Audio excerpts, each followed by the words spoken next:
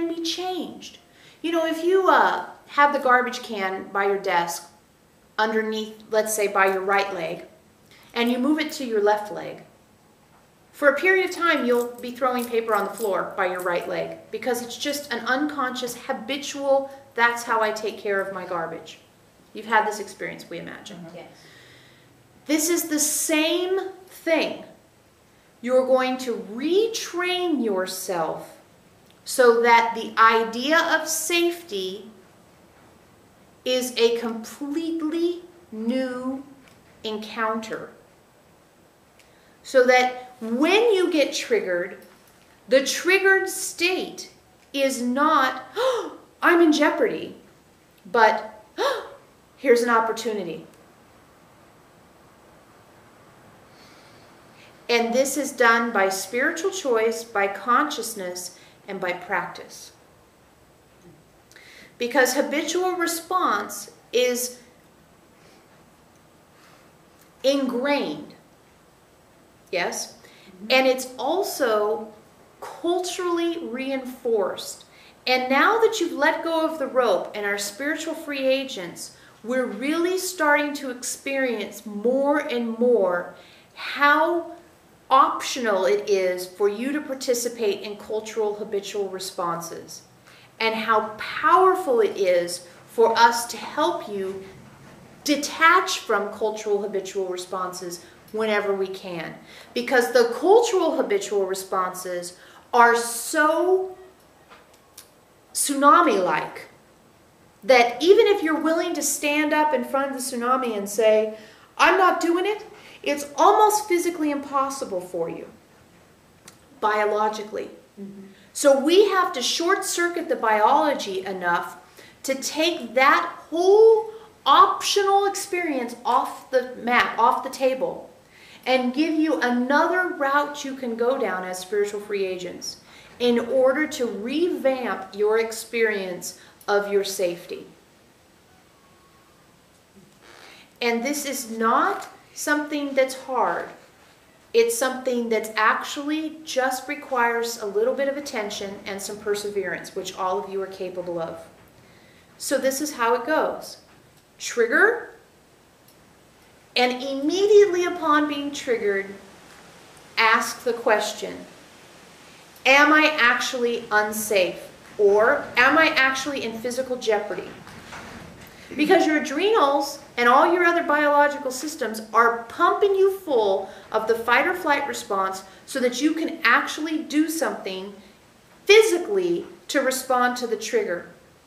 And our request is that you start doing something spiritually to respond to the trigger, because it is so infrequent that your body is actually in jeopardy that you shouldn't be letting the body make the choices as far as how you react.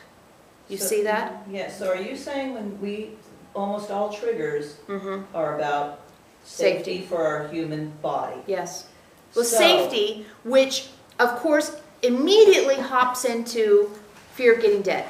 Right. Yes. Right. Okay. So because you can't keep it from doing so because of the biologics and the cultural habitual response. Okay. So are we now at a level like we get a trigger and it's not anymore going, well, why am I triggered? Because of this? Why? No, we're not doing that anymore. Straight to the chase. I'm triggered. It's always about safety. The only question I need to ask is if I am in physical jeopardy. Yes, because if you're in physical jeopardy, then it makes sense to let the biologic take over, because it has better reaction time than you do. So every trigger, that's the answer. Every trigger, the question is, am I physically in danger? Okay. Danger might actually be a powerful word to use because it has a strong energetic attached to it. And in this case, that strong energetic can serve you. Am I in danger? Okay? The husband yells, am I in danger? Well, he's just yelling. I don't have money to pay the bills. Am I in danger? Gotcha. Right? Okay. And the answer to am I in danger, as we've gone around the circle, we've legitimized the concept that am I in danger in your California non-war zone, non-plague state is right, for at least for right now, the answer is no. Enough of the time that we can use that no to create a tool for healing. See, your biologic system has been telling you one thing, And that thing it's telling you is not true 99% of the time. So let's go with what is true 99% of the time and see where that takes us. That's our entire premise.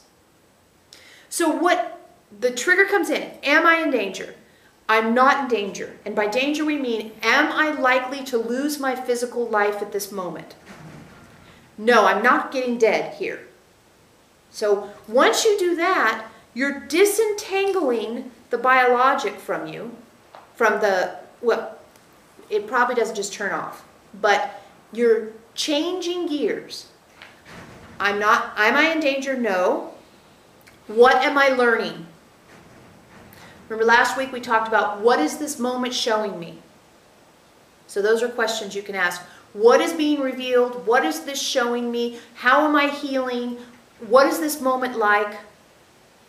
What are my toes doing? Anything to transfer the consciousness to the spiritual choice to stay in the moment and not to flee or not to fight as the biologic is asking for you to do.